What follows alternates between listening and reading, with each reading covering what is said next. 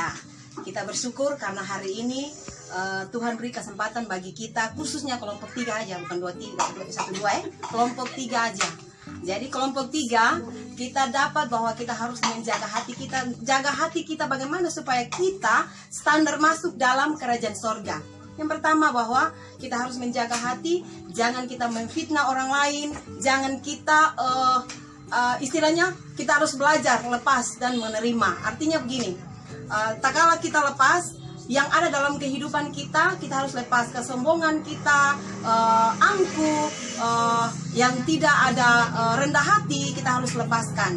Dan kita harus menerima, tak kala ada yang memaki dalam kehidupan kita, atau ada yang mencaci maki, atau ada yang memarahi kita, apa saja, kita belajar untuk menerima dan belajar untuk mengampuni dia. Ya, Matius pasal yang kelima ayat yang ketiga. Berbahagialah orang yang miskin di hadapan Allah, karena mereka lah yang punya kerajaan surga. Ya, kenapa Yesus berkata berbahagialah orang yang miskin, bicara miskin? Dari latar belakang bangsa Israel ini ditindas oleh bangsa Romawi, dan kehidupan para ahli Taurat dan orang Saduki itu dalam perlakuan kesehariannya seolah-olah tapi kelihatannya menindas, sehingga kehidupan bangsa Israel pada saat itu kelihatannya miskin, susah, menderita secara materi. Makanya Yesus datang, Yesus bilang bahwa berbahagialah orang yang miskin di hadapan Allah, karena nanti orang itu yang akan punya kerajaan surga kelak. Itu sedikit latar belakang dari saya, nanti Bapak Jeff menyampaikan. Yuk. Latar belakang yang sudah diangkat Bapak Denis tadi itu jelas.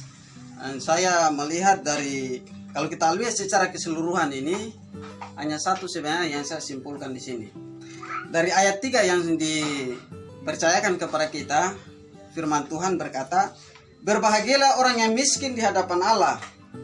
Di bawah adalah janji, karena mereka lah yang punya kerajaan sorga. Maksud kata bahagia itu apa di sini? Ya, maksud dari kata bahagia, masa ada orang yang miskin dia berbahagia? Orang yang miskin tidak akan berbahagia, dia bersusah hati.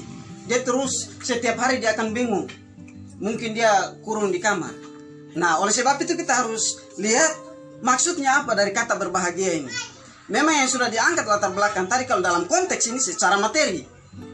Sehingga Yesus datang memberikan penghiburan kepada orang-orang Israel pada saat itu. Nah, kita lihat di sini, kalau memang kita lihat orang kaya tidak akan mau berteman dengan orang miskin. Dia tidak akan mau bersahabat. Dia tidak mau menjadi teman sekawan, tidak. Nah, makanya itu dalam hal ini ayat yang ketiga, berbahagialah orang yang miskin di hadapan Allah. Yang dimaksudkan orang yang miskin adalah orang harus memiliki kerendahan hati. Karena ketika dia ditindas, dia diinjak, dia tidak dihargai. Kalau dia tidak memiliki kerendahan hati, maka dia hancur hubungan itu.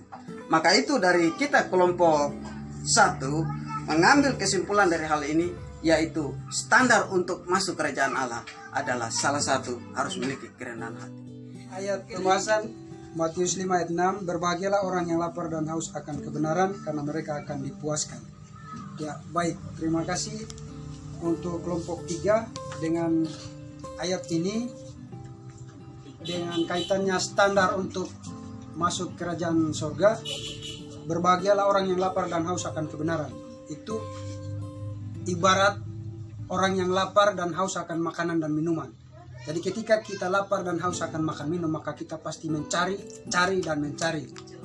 Demikian juga dengan kehidupan kita di dalam Kristus. Ketika kita mau memiliki standar kerajaan surga, maka kita wajib dan harus untuk memiliki standar kerajaan, masuk kerajaan surga itu. Jadi kami dari kelompok 2 berkesimpulan bahwa syarat dasar untuk memiliki standar masuk kerajaan surga adalah di Matius 6 ayat yang ke-33. Carilah dahulu kerajaan Allah dan kebenarannya, maka semuanya itu akan ditambahkan kepadamu. Amin. Demikian yang dapat kami sampaikan. Dan terima kasih.